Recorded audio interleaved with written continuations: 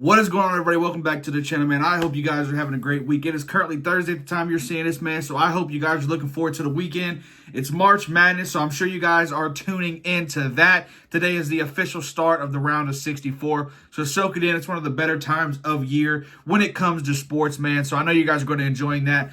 But right after the March Madness tournament that we are going to be enjoying and loving and enjoying all the good basketball that comes from that, right after that, essentially, the next big sporting event is the NFL draft. Now, we've done an NFL mock draft, which I will redo that at some point. I do think that it will be a good time to revisit that.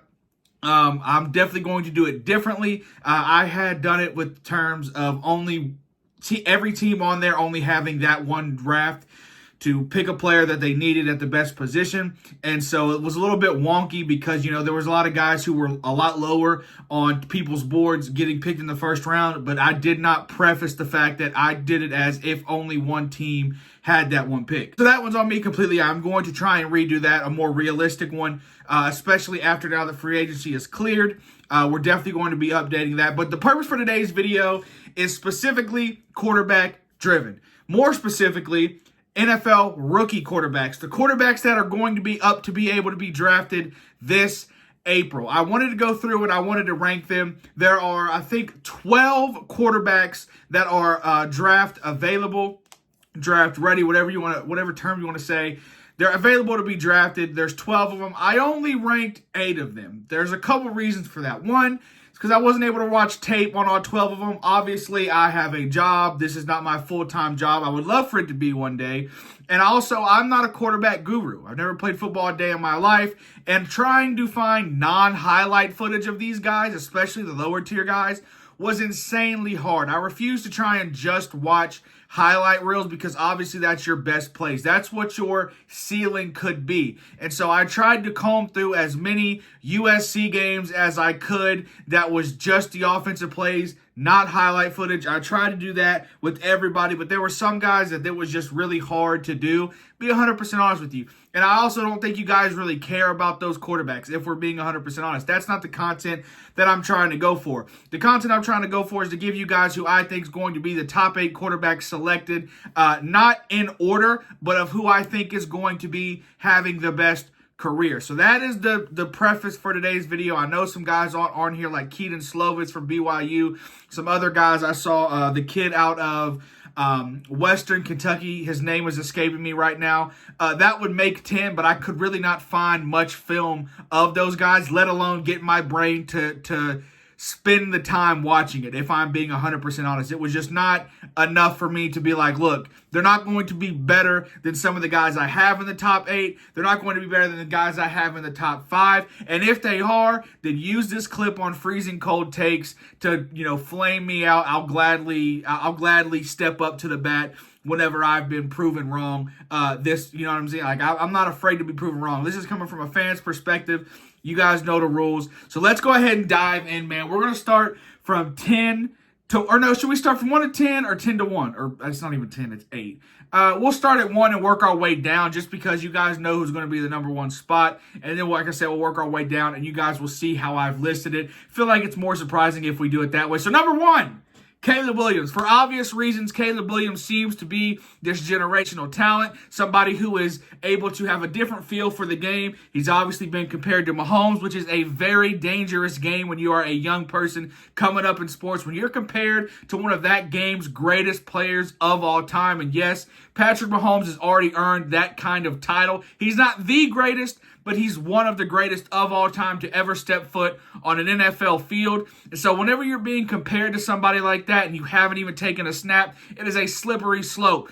But for all intensive purposes, he fits the bill. His off-scripted plays are amazing. He seems to know the game very well, and he's able to put highlight play after highlight play together. Now, you've all heard the things about him off the field that are a bit concerning, considering all the things where he's talked about maybe not wanting to be on certain teams, wanting a couple of ownership stakes in teams, just kind of off-the-wall things, whether they're from him or they're from his dad, we don't really know. A lot of people are saying they're from his dad. He's kind of had a hand in some of the stuff, not signing an agent. And so there's just been some weird things off the field of those things. It just, to me, matters what you're producing on the field. So for me, Caleb Williams does stay at number one. He is clear and above the number one quarterback that's going to be taken. There is no ifs, ands, or buts. You can, split hairs on whether or not you like him, whether or not you don't like him. I feel like those are personal feelings anyway. For me, what I was able to see was a kid who's able to read defenses, be elite at processing, be elite at making off-schedule plays. He does need to work on taking the first what are they called in baseball? The singles. He doesn't need to be hitting a home run every single time. And so for me, he stays at one. He does need to work on that, but the potential for him is insane. Now, moving on to number two, a guy who I think is very seriously the most NFL-ready quarterback in the draft this year. It's Michael Penix Jr. I believe he's going to be the best quarterback of this draft class. I know I have Caleb Williams at one, but that's just because of his potential. Someone who I think is really going to be able to step on the field and immediately produce, it's this guy. I know he's had trouble with injuries. I completely understand that. I mean, there's no score going over that. He's had some serious injuries, but his 2 years at Washington, especially this past year where he made it to the college football championship, his ability to put the ball into a hole is ridiculous. He not only can put the ball into a hole, he can put a hole into a keyhole. Like, it is insane, this dude's accuracy and arm strength. The deep ball is beautiful. I think his processing is a very elite set, a very high mindset of processing. That is one of the biggest things you have to have in the NFL, is being an elite processor when things break down, or when things don't go your way, or when you think a defense is going to do something and they don't do something. I think he's been very good and very, very well adapted to changing the play. Obviously, the NFL is a whole different game, and who knows what's going to happen. But Michael Penix Jr., for me, I've watched enough film of him in clutch moments. I watched pretty much every single one of Washington's games this past year for college football, just because I knew how good he was and he was exciting to watch. So I really rooted them on, and I really think that he's going to be, if not the best quarterback, because, if Caleb Williams turns out to be what he thinks he is, no one can really be that. But I think he's going to be, if not the best, the second best quarterback, and have the career that will prove that and back it up. Number three is Jayden Daniels. Jayden Daniels I did go back and forth putting him below the next guy or above the next guy, but to me, he's a little bit more solid just with mechanics and different things like that. He does have to learn how to take a hit. We all have seen the memes and different things, or not even memes, just clips and different things from, the past college football season of him absolutely getting demolished. And if you do that in the NFL, if you go up against the Ravens, or if you go up against the Steelers, or pretty much anybody in the AFC North, they're going to kill you. Especially, he's a little bit on the lighter side, a little bit on the smaller side. I do like his arm. I think he's pretty accurate. I think he's pretty strong. And I think overall, he's a little bit more solid mechanical-wise. I guess I don't know how to, mechanical-wise, especially compared to the next guy who there's been all sorts of questions about his mechanics and footwork and different things like that. But I think Jayden Daniels at number three is a really good option. Number four is Drake May. Drake May, like we just talked about, there's been a lot of questions about him and his footworks and mechanics. You're drafting this guy based on potential. You're drafting him based on his size. The kid is massive. He's got a really big arm. He's got a really big athletic gap between some of the other guys in this draft class. He's very just big. He's Justin Herbert. He's Josh Allen type of build. Not saying he's going to be those guys, just saying that's his type of build. And those guys tend to work out a little bit better, being able to throw on the run, being accurate, being strong downfield, being able to run if they need to run. And so while his mechanics and different things like that aren't at the best, hopefully he lands to a team that's able to correct those issues, really work on those issues, and bring out his potential from him. Because I do like the way he plays. It's just sometimes he's inconsistent. But I see why everyone is excited about what he could be. Moving on to, what is that? 1, 2, 3, 4. Number 5, J.J. McCarthy. J.J. McCarthy is someone who I was really low on whenever the draft process really started to begin. And even towards the end, whenever I saw him play against Washington in the College Football Playoff Championship, he wasn't in a position to where he had to throw the ball much. I completely understand that. I understand the team was built to run first and then play defense and really win games that way. I was impressed by his combine, his pro days coming up, so we'll be able to see more of him.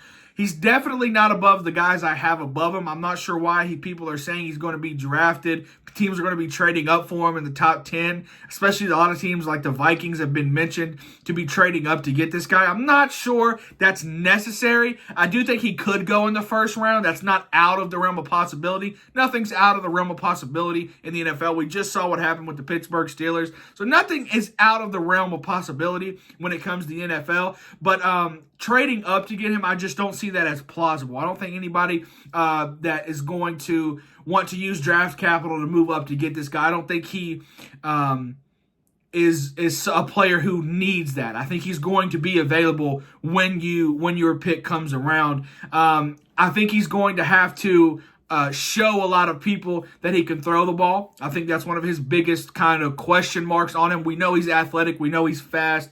We know that he is a winner. He only lost, 2 games at Michigan? And so that's obviously a massive thing when you come from a program and you just don't know what losing is. Now, I will say that kind of gets overblown. We look at someone like Trevor Lawrence who, has only lost from college back to high school or whatever the stat was, that he only lost once that whole entire time. And then, he goes on to college and he dominates and gets however many national championships, and they barely lose any games at Clemson. And then, his first couple years at his first year at Jacksonville obviously doesn't go well. You've got the Urban Meyer thing. Comes out next year, makes the playoffs, and then they go. So there is something to be said about having a winning mentality and coming from a winning culture. Just think that might be a little bit overblown. I don't think that's the reason you're going to draft somebody in the first round is because, hey, look how much they won. There's got to be a little bit more than just a winning attitude and being from a winning culture. But I do like the way that he's played. I just think overall his arm talent needs to be shown off a little bit more. Not saying he doesn't have it. I'm not saying he doesn't have it at all. I'm just saying we haven't seen it enough for it to pop off the page like someone like Michael Penix, who a lot of people have, the fifth, sixth, or what would it be, the fourth, fifth quarterback in this quarterback class. I have higher because, look what he's been able to do. Look at his arm talent. We've seen it over and over and over again. Even when he was with Indiana, we saw it. And so somebody like Michael Penix Jr. has been able to prove it a little bit more. And like I said, I'm not saying J.J. McCarthy doesn't have it, just saying we haven't seen it. So moving on to number 6. What is that? I'm terrible at why am I so bad at counting? 1, 2, 3, 4, 5, 6 is Spencer Rattler. Spencer Rattler, before getting to Oklahoma and before transferring to South Carolina, we all saw, I don't know if you guys did see it, but the Netflix documentary that he did just kind of came off as a really annoying, really bratty, really someone who was entitled. And so he lost a lot of respect for some people. Went to Oklahoma, didn't necessarily handle the situation well as far as in the media whenever Caleb Williams took over. Then he transfers to South Carolina. And I've seen a couple interviews from Spencer that shows me he's really grown up. And I like the fact that he has learned from his past. It's one thing to have a past and you don't grow from it. But he's really grown from it, and I think he's learned that, listen, I have all the talent in the world, but it takes hard work. It takes being a good person. I really have to change my stuff. I have to be good to my teammates. I have to let people know that it's not just me that's doing all these things. It's also my teammates. It's a team sport. Football is one of the best team sports we've ever seen. I know a lot of people are going to say, oh, that's an American's perspective of you. But listen, I really do think that Spencer Rattler is going to be a decent quarterback in this league. Do I think he's going to be like an all-time great or even an all-pro? No, but I think he's going to be a very serviceable quarterback for a team to keep them afloat. It's hard to predict and say that he's not going to do anything. He could go on to win 2 Super Bowls and be a Hall of Famer. We don't know. But I do think he has all the intangibles. The arm talent's there. The athleticism's there. He's got a good size, good build.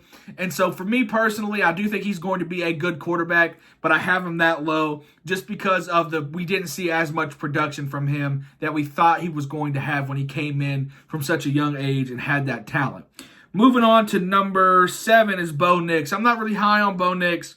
And personally, to me, if the guy below this didn't get hurt, he would be above him. But Bo Nix has played a lot of college football. He would be the number 2 that I go to whenever I say the most NFL ready. Michael Penix, I had at 1. Bo Nix, I would have at 2 when it comes to ranking terms of readiness of playing in the NFL. He's played a lot of college football. He's big. He's strong. We know that. I'm just not too confident in the way he plays. Whenever he played Washington, he kind of shrunk in the moment, didn't really play that well, in my personal opinion. You could go on and you could break down some more film of that, and you could be like, well, look at that. And like I said, from a fan's perspective is what this channel is based on. I'm giving you what I think I see. So listen, if you want to come in here and tell me why I'm wrong based on, coverages and different things like that, I'm all ears for it. All ears for it, 110%. Let me know where I'm wrong, where I'm right when it comes to that, because I want to learn the game of football in terms of actual matchups and all that stuff. I've told you guys all this, so we're not going to get into it.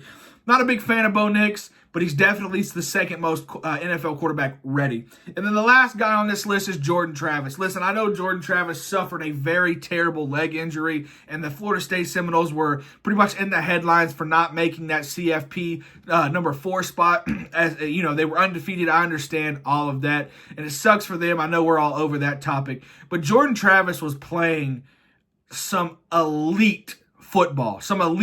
Now, it's got to be said that he's in the ACC, and that's not the best competition. I 110% agree with that.